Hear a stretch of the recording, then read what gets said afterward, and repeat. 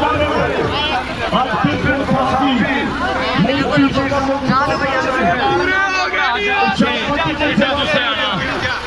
اسے پہلے سب شاید ملک سے اور یہ قوم کبھی نہیں بھولے گی اس ملک کا نمبر 1 صحافی ارشد شریف شہید جو رائے حق پر کھڑا تھا اور جو جس کو دھمکیاں منہ بند کروایا گیا چینل سے نکالا گیا اور باہر اس کو جا کے شہید کیا اور ہمیں ہمارے لوگوں کو تشدد کی آدم سواتی کے اوپر شباز گل کے اوپر ننگا کر کے تشدد کیا ان کے اوپر اور میں آج سپریم کورٹ آپ کا شکریہ ادا کرتا ہوں کہ آپ نے آدم سواتی کو کل بلایا اور آپ سنیں گے کہ کیسے ان کو ظلم کیا گیا اور وہ کون کون تھے جنہوں نے پاکستان کے شہریوں کے اوپر اس طرح کا تشدد کیا جس طرح کے کوئی وہ دہشت گرد تھے یا بیرون ملک تھے کوئی جاسوس تھے. میں آج آپ سب کے سامنے جو نکلا ہوں ایک مقصد ہے میرا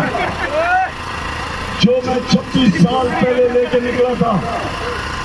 کہ ہمارے ملک میں انصاف چاہیے. یہ ملک بنا تھا ایک نعرے پہ کہ پاکستان کا مطلب کیا اور لا الہ الا اللہ کا مطلب کہ ہم سوائے اللہ کے کسی کے سامنے نہیں جھکتے.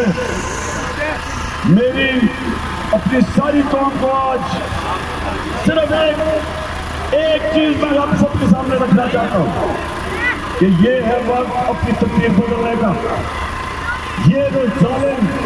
ہمیں خوف کے خود کی پوجا کرواتے ہیں کہ ہم تمہیں یہ کر دیں گے, دھمکیاں سوشل میڈیا کے لوگوں کو دھمکیاں ظلم کرنا اور پھر شرم آنی چاہیے جو آدم سواتی سے کیا گیا. ایک 75 سالہ سینیٹر اس کے اوپر انہوں نے اس کے پوتی اور پوتیوں کے سامنے اس کو مارا اور اس کا کیا جرم تھا کہ اس نے ٹویٹ کر دی جس میں اس نے تنقید کر دی آرمی چیف کی. کون سی قیامت آ گئی تھی کہ جو آپ نے وہ ظلم کیا دنیا میں پاکستان بدنام ہوا. تو میرے پاکستانیوں اللہ نے ہمیں حکم دیا کہ ظلم کے سامنے اور ناانصافی کے سامنے کھڑے ہو, سر جھکاؤ. اگر آپ ظلم کے سامنے اور ناانصافی کے سامنے جھکیں گے ہمارے لیے اور بھیڑ بکریوں کی کوئی فرق نہیں ہے. انسان اللہ کی سب سے عظیم مخلوق ہے, اشرف المخلوقات, لیکن وہ بنتا تب ہے جب انسان اللہ کے